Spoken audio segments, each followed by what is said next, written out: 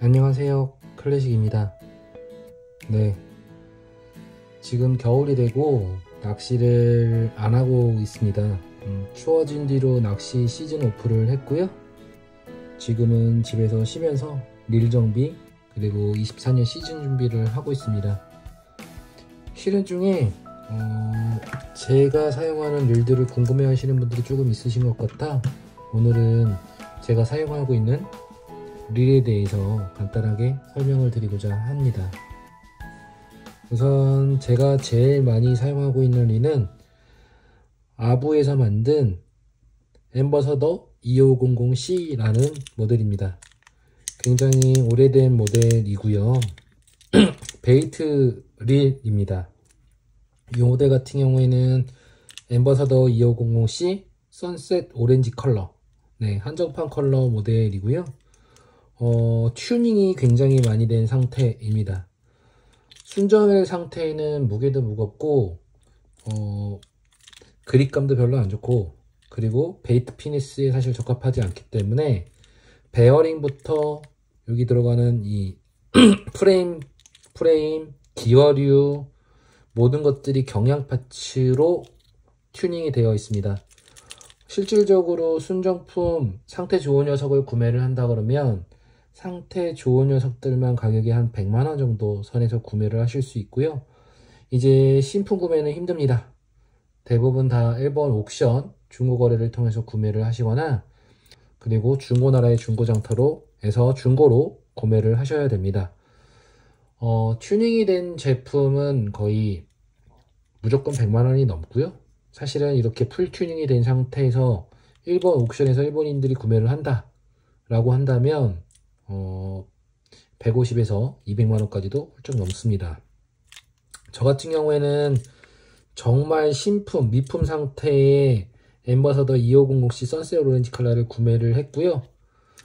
100만원이 좀 넘게 들었습니다. 그리고 모든 제품들 풀 튜닝 하는데 거의 100만원 정도가 들었어요. 사실 얘 하나가 200만원 정도 됐다고 보시면 될 것 같습니다. 사용을 하면서 제가 넘어지기도 하고 막 그래서 까임이 발생됐어요. 이제 제 거라고 보시면 돼요. 엠버서더 2500C 같은 경우에는 이렇게 노멀 모델이 있고, 얘도 엠버서더 2500C 이거든요. 레드 컬러. 근데 보시면 사이드 컵 디자인이 조금 다릅니다. 이렇게 클래식하게 주름이가 있는 것들은 엠버서더 2505C의 노스텔지아 모델, 이렇게 부르고 있습니다. 노스텔지아 모델 같은 경우에는 역회전 방지 기능이라고 해서 엠버서더 2500C CI, IAR 이렇게 써져 있는 모델이랑 동일한 기능을 가지고 있습니다. 일반 모델 같은 경우에는 이렇게 핸들이 조금씩 위로 반대 방향으로 돌아가요. 이렇게 돌아가는 부분이 있습니다. 그렇지만 이 노스텔지아 CI 혹은 IAR이라고 써져 있는 모델 같은 경우는 이 돌아가는 부분이 상당히 적습니다. 이 역회전 방지 기능이 들어가 있는 모델입니다. 이 두 가지가 제가 주력으로 사용하고 있는 모델이고요. 이 노스텔지아 모델 같은 경우에도 거의 풀 튜닝이 되어 있는 상태입니다. 주로 많이 하는 튜닝 같은 경우에는 프레임 튜닝은 제가 손이 조금 그렇게 큰 편은 아니라 한 거고, 어베일, 일본의 어베일에서 만든 스풀과 마그네틱 브레이크 튜닝, 그리고 하이 스피드 기어 튜닝, 레벨 라인더, 그리고 여기에 스풀에 들어가는 베어링 튜닝은 필수적으로 하고 있습니다. 저 같은 경우에는 그 외에 나사부터 속안에 기어에 대한 부식류부터 거의 다 튜닝할 수 있는 것들은 다 해놓은 상태이거든요. 실질적으로 순정 상태에서는 무게가 한 250g, 260g 가까이 되지만 이렇게 풀 튜닝을 하게 되면 200g 초반에서 180g 대까지 무게감도 무게도 가벼워지게 됩니다. 핸들은 순정 핸들인 상태고요. 이 제품 같은 경우에는 핸들도 튜닝 제품이 들어가 있는 상태입니다. 부품 같은 경우에는 통상적으로 해고치 스튜디오 해고치 스튜디오라는 일본 사이트에서 많이 튜닝 제품을 구매하실 수 있어요. 달러로 결제가 되고 국내 배송까지 잘 됩니다. 그래서 엠버서더 2500C 모델을 일본 옥션에서 중고로 구매하신 뒤에 튜닝을 하셔야 된다면 일본의 해고치 스튜디오 사이트에서 튜닝 파츠들을 구매하시면 됩니다. 생각보다 구조가 굉장히 단순해요. 그래서 실질적으로 제가 직접 분해해서 튜닝하고 청소하기에 굉장히 용이한 릴이라고 봐주시면 될 것 같아요. 지금 나오는 베이트릴을 안 쓰고 이 클래식한 엠버서더 2500C를 주력으로 사용하고 얘만 쓰는 이유는 정말 쓰는 손맛이 있는 제품이라고 보시면 됩니다. 디자인도 굉장히 이쁘고요. 디자인도 정말 제 취향이에요. 원래는 산천어 송어용 릴이 아니라 베스 전용 릴로 나왔던 애들인데 베이트 피니스가 가능하게 튜닝을 해서 지금은 일본에서 송어 산천어, 국내에서도 송어 산천어용 낚시로 개료용으로 사용을 하고 있습니다. 예. 사실은 이게 원래 그렇게 고가의 릴은 아니에요. 초반에는 한 20만원대, 40만원대만 돼도 굉장히 상태 좋은 릴들을 많이 구매할 수 있었는데 사이토라는 그 앵글러 분이 사용하시면서 굉장히 유명해지고 그러면서 가격이 컬렉터들도 생겨나면서 가격이 엄청나게 오르고 있는 상태입니다. 깨끗한 녀석들은 굉장히 비싸고요. 지금 이게 우헨 모델인데 저는 원래 좌헨 모델을 사용해야 되거든요. 좌헨 같은 경우에는 2500C가 아니라 2501C 이렇게 되어 있습니다. 2501C 일자 끝자리가 일자가 붙은 모델이 좌행 모델입니다. 좌행 모델들은 생산량이 훨씬 더 적고요. 그러다 보니까 가격도 당연히 중고 가격도 굉장히 비싼 상태입니다. 순정 형태로 조금 까짐도 있고 상태가 안 좋은 녀석들이 500만원이 넘어요. 한정판으로 상태가 굉장히 좋은 모델 같은 경우에는 거의 경차한대 가격으로 일본 옥션에 올라와 있더라고요. 절대 구매 못합니다. 그냥 좌행 모델은 순정 상태에서 500만원 이상이다. 상태 좋은 녀석에 따라서 1000만원은 훌쩍 넘는다. 이렇게 생각하시면 될 것 같고요. 튜닝을 한다고 하면 거기에 뭐 플러스 100만원을 무조건 더 하셔야 되는 상태입니다. 그렇게까지 돈을 들여서 살 수는 없기 때문에 강제로 우헨 모델들을 쓰고 있어요. 색깔도 굉장히 예쁘죠. 일본에서는 이 사이드 컵도 색칠도 페인트 칠도 다시 가능하고요. 금도금을 하기도 하고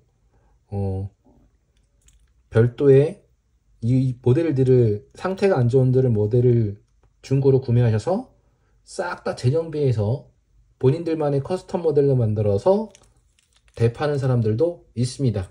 예. 좌행 모델을 그런 형태의 모델로 구매를 해볼까 라는 고민도 하고 있는 상태이기는 해요. 이 모델의 장점은 제가 사용을 하다 보니 생각보다 비거리가 상당히 좋아요. 캐스팅감도 너무 좋고요. 재미가 있는 릴입니다. 손맛도 좋고 드랙 튜닝도 잘 되어 있는 상태이고 정말 산천어 낚시, 송어 낚시하기에는 정말 좋은 릴이라고 봐주시면 될 것 같고요. 해그워치 스튜디오의 그 베어링으로도 다 교체가 되고 나면 실질적으로 2g 대까지는 정말 개료해서 잘 캐스팅이 되는 릴이라고 보시면 될 것 같고 미노잉을 할 때 캐스팅 비거리도 좋고 정말 편한 릴이라고 보시면 될 것 같습니다. 사실은 이 엠버서더 2500C 같은 경우에는 이 릴만의 특유의 멋이 있고 사용성이 있어요. 그래서 그것 때문에 사용하고 있고요. 사실 제 기준으로는 한번 빠지게 되면 헤어나올 수 없다라고 생각을 합니다. 이뻐서 구매해서 쓰시다가 생각보다 적응 못하고 대파시는 분들도 계세요. 왜 그러냐면 실질적으로 요즘 릴보다는 성능이 떨어지는 것은 사실입니다. 마그네틱 브레이크가 들어가 있는데 마그네틱 브레이크에 대한 강도 조절을 요즘 릴처럼 사이드 컵을 열어서 이렇게 버튼으로 조절하거나 하는 부분이 아니에요.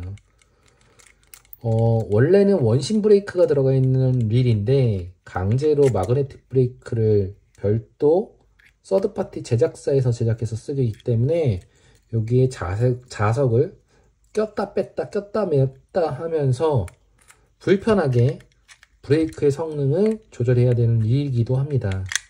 그래서 실질적으로 저 같은 경우에는 이렇게 자석 두 개를 낀 상태에서 고정을 시키고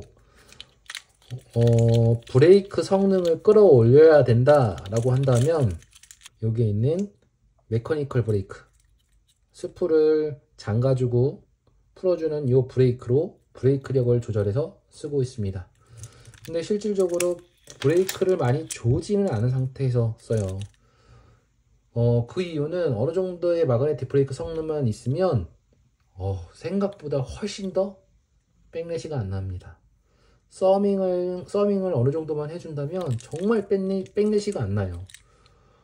어떤 의미로는 최신 릴보다 성능이 떨어지기 때문에 백래시가 더 안 난다 라고 볼 수도 있겠지만 캐스팅 비거리, 정투성, 그리고 재미 모든 걸 다 고려하고 나서도 백래시가 안 나는 릴, 그리고 너무나도 이쁜 릴이기 때문에 저는 이 릴을 너무나도 좋아하고 사랑합니다. 그래서 이 릴만 메인으로 쓰고 있다, 이렇게 이해해 주시면 좋을 것 같아요. 정말 저는 이 릴이 너무 좋고요. 기계들을 정비하시고 튜닝하시고 청소도 자가적으로 하시고 이런 부속품을 만지는 특유의 기계의 공작 기계 같은 것들을 만지시는 태엽이나 이런 것들로 되어 있는 것들을 좋아하시는 분들이라면 이 엠버서더 2505C를 꼭 구매해서 한번 써보시길 적극 추천드립니다. 어떻게 보면 카메라로 비교한다면 옛날 라이카 카메라, 지금의 현재 디지털 카메라의 라이카가 아니라 과거의 M3 같은 라이카 카메라의 맛과 비슷하다 라고 봐주시면 좋을 것 같아요. 라이카 같은 경우에도, 라이카 카메라의 M3 모델 같은 경우에도 거의 기계식 파트로만 되어 있거든요. 금속을 가공해서 만든 그러한 맛이 있는 릴입니다. 정말 저는 제가 사용해본 릴 중에서 저는 최신식 베이트 릴은 거의 써보진 않았지만 그래도 한번 써보긴 했는데 편의성은 떨어질지 모르겠지만 정말 재미있는 릴, 그리고 저한테 꼭 맞는 릴이라고 생각을 하고 있습니다. 네. 이 엠버서더의 아부 엠버서더 2505C를 쓰고 나서 사실은 제가 이 아부의 올드 아부의 릴에 푹 빠지게 된 거고요. 그래서 두 번째로 구매한 게 이 엠버서더 1000C입니다. 1000C 보시면 디자인이 좀 다르죠? 얘는 원형 사이드 컵을 갖고 있고 얘는 타원형 사이드 컵을 갖고 있습니다. 그리고 스풀의 폭도 보시면 더 스풀이 큰 대신 폭이 좁아요. 굉장히 특이한 특성을 가지고 있죠. 디자인도 다릅니다. 거의 순정형 상태의 엠버서더 1000C 모델이고요. 스풀 튜닝이 됐습니다. 스풀 튜닝이 됐고 자체적으로 제가 알리익스프레스에서 서드파티 제품을 구매를 해서 마그네틱 브레이크 튜닝을 해놓은 상태입니다. 정상적으로 작동을 하더라고요. 근데 아직 실제 필드에서 사용을 못 해봤습니다. 24년 시즌이 되면 이 마그네틱 브레이크가 정상 작동을 하는지 테스트를 할 예정이고요. 원래는 원심 브레이크로 작동하는 모델입니다. 네. 보시면 디자인도 달라요. 그리고 또 하나의 특징은 얘는 드래금이 없습니다. 드래금 튜닝을 하고 싶어서 알리에서 보시면 드래금이 안 나죠. 알리에서 드래금 튜닝 파츠를 사서 이리저리 손맛 튜닝을 해보려고 했는데 안 되더라고요. 그래서 마그네틱 브레이크 튜닝은 제가 자체적으로 한 게 들어가 있고 드래금 튜닝은 실패한 상태, 이렇게 봐주시면 돼요. 그리고 이 엠버서더 2500C보다 튜닝 파츠가 현저히 적습니다. 그래서 스풀 외에는 실질적으로 일본의 어베일에서 나오는 튜닝 파츠가 거의 없어요. 원심 브레이크 파츠가 있는데 제가 그 원심 브레이크를 써보고 마음에 안 들어서 지금 저는 마그네틱 브레이크를 튜닝을 제가 자체적으로 해놓은 거기 때문에 스프를 제외하고는 거의 순정 상태라고 봐주셔도 돼요. 사실 뭐 이런 핸들 정도야 튜닝을 할 수 있을 것 같은데 핸들은 사실은 디자인 용도이지 그지 디자인 튜닝에 가깝지 실질적으로 성능에 영향을 주지는 않고요. 무게 감소 정도는 있겠네요. 중량 감소. 일단은 요 프레임도 사실은 이렇게 좀 옵셋 프레임으로 좀 들어가 있는 프레임이 있다면 파지가 더 편할 것 같은데 그 옵셋 프레임도 없는 상태, 하이 스피드 기어도 없는 상태의 순정입니다. 많이 써보려고 했는데 사실은 생각보다 손이 안 가더라고요. 그 이유는 드래곤이 없는 게 생각보다 저에게는 큰 단점으로 다가왔습니다. 뭐 캐스팅 맛이야 그런 거는 다 비슷한데 부정할 수 없는 것 같습니다. 2500C보다는 확실히 엠버서더 1000C가 손맛이 별로다. 사용성도 사실은 뭐 그렇게 좋은지 모르겠다. 이렇게 봐주시면 될 것 같고요. 메커니컬 브레이크가 이쪽에 그러니까 왼쪽에 달려있는 게 아니라 엠버서더 250C처럼 왼쪽에 달려있는 게 아니라 오른쪽에 모든 게 다 몰려 있습니다. 그래서 비대칭형의 두께를 갖고 있기도 해요. 이게 메커니컬 브레이크, 이건 드랙. 이렇게 봐주시면 될 것 같아요. 네. 2024년 시즌에 얘도 많이 써보려고 하고 있습니다. 그리고 제가 갖고 있는 스피닝 릴 정말 안 쓰고 있어요. 아보 카디날 3 100주년 모델입니다. 네. 사실은 카디날 3 원래 33 모델이라고 하는 그 녹색이 들어가 있는 모델을 사용을 했었고요. 나름의 튜닝 파츠들을 해서 스피닝 릴을 사용을 했었는데 제가 이 엠버서더 2500C를 만나게 된 이로 스피닝을 접어버렸습니다. 원래 저는 사실은 처음에는 벤킷이 2019년 모델을 사용을 했었고요. 그 다음에 카디날 3 스피닝 릴을 사용을 했었는데 지금은 스피닝 릴이 재미가 없네요. 이 카디날 3의 모델의 특징은 이렇게 릴링을 하게 되면 특유의 릴링 사운드가 있다는 게 굉장히 특이한 점이고요. 그리고 디자인도 요즘 나오는 스피닝 릴이랑 다르죠. 인스풀 방식이라고 해서 스풀이 요 로터의 안쪽에서만 움직이게 되어 있어요. 네, 요게 요즘 나오는 릴과의 또 다른 점이고요. 또 하나 다른 점은 이 베일을 이렇게 접기는 각도가 굉장히 크다. 그래서 이걸 베일을 조금만 아끼는 튜닝 제품도 나와 있는 상태예요. 베일을 많이 젖혀야 되고 베일을 손으로 닫을 수 없습니다. 무조건 릴링을 해야만 자동으로 닫히는 구조예요. 그래서 사실은 여기 베일부터 다 튜닝 제품이 있는데 제 주력이 베이트로 바뀌면서 거의 튜닝을 안 하는 상태고 쉘로 스풀만 튜닝되어 있는 상태입니다. 킹덤 제품에서. 그리고 이 스풀 교환 방식이 굉장히 편해요. 여기 가운데 있는 게 버튼이거든요. 요거를 누르면 뺐다 꼈다 뺐다 꼈다 할 수 있습니다. 그래서 라인을 다른 걸로 스풀을 여러 개를 산 다음에 다른 걸로 세팅을 해놓고 상황에 맞춰서 스풀을 교체를 하면 라인까지 다 바뀌는 그런 구조예요. 그래서 합리적인, 어떤 의미에서는 굉장히 합리적인 성능을 보여주는 스피닝 릴이라고 봐주시면 되는데 최근에 나오는 신형 릴들에 비해서 단점으로는 무겁고 그리고 무게 밸런스가 그렇게 썩 좋지는 않아요. 여기가 굉장히 긴 거를 아실 거예요. 그래서 실질적으로 파지에서 캐스팅하거나 그럴 때 밸런스가 그렇게 좋지는 않다고 느꼈어요. 그럼에도 불구하고 이 릴을 사용하는 이유는 디자인. 저는 디자인 때문에 쓴다고 생각을 합니다. 그리고 이 릴링 사운드, 그리고 드랙도 원래 최근에 나오는 릴들은 여기에 드랙이 있죠. 근데 얘는 드랙이 밑에 있어요.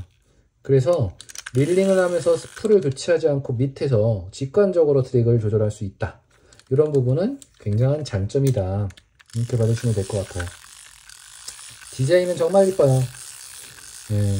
근데 저는 주력이 베이트로 넘어가면서 스프링 릴은 현재 크게 사용을 하고 있지 않고요.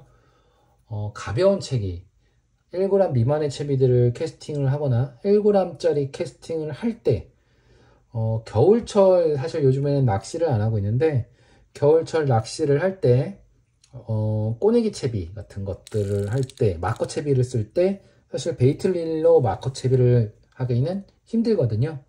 그럴 때는 요 릴로 마커 채비를 해서 손맛을 보거나 그렇게 하는데 사용하고 있습니다. 얘도 사실은 튜닝 부품이 상당히 많은 축에 속해요. 요 드랙도 튜닝이 가능하고요. 핸들도 경량 핸들로 튜닝이 가능합니다. 당연히 경량 핸들 같은 경우에는 노브도 튜닝이 가능하고요. 일본에서는 요 부품도 완전히 커스터마이징으로 해서 경량화 시켜서 구멍을 뚫어서 하기도 하고요. 이 베일, 앞서 말씀드렸던 이 베일에 젖혀지는 각도도 조금 더 좁게 젖혀질 수 있게, 빠르게 젖히고 빠르게 닫힐 수 있게 하는 iOS 팩토리에서 나오는 튜닝 제품이 있고요.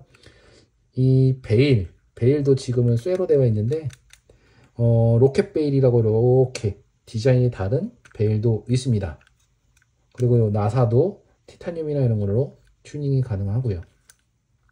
그리고 속안에 얘도 여기 나사 하나만 풀면 여기가 열리고 속안에 기어가 굉장히 단순한 구조로 되어 있거든요. 기어를 통해서 드래금이라든가 릴링 사운드 이런 것들도 더 크게 나게 할 수 있는 경쾌한 소리가 나게 튜닝을 할 수 있고요.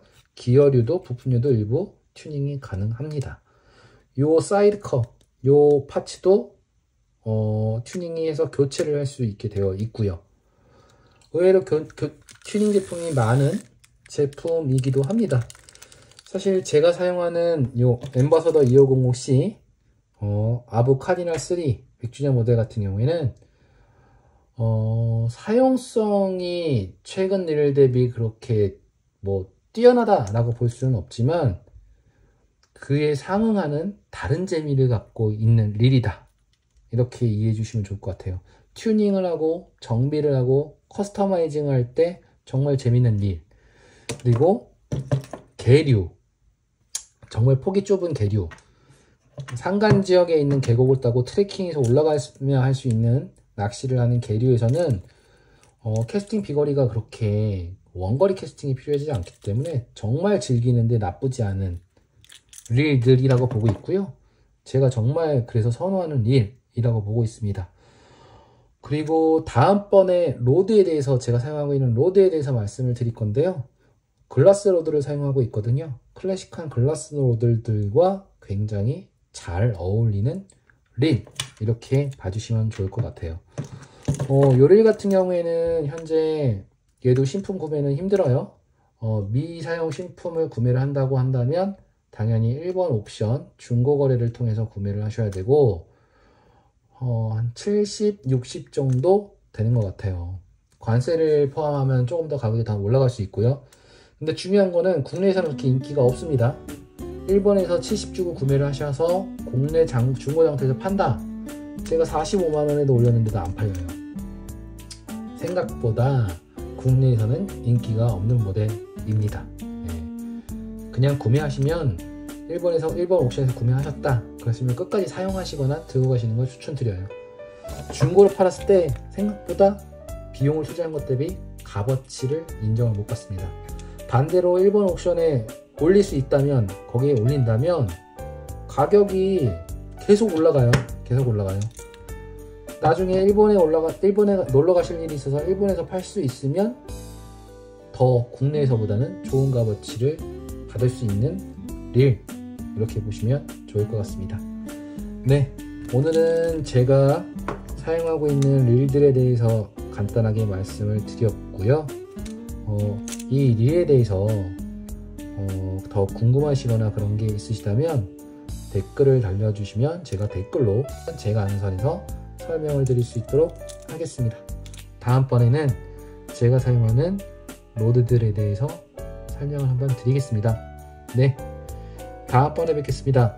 영상 봐주셔서 감사합니다.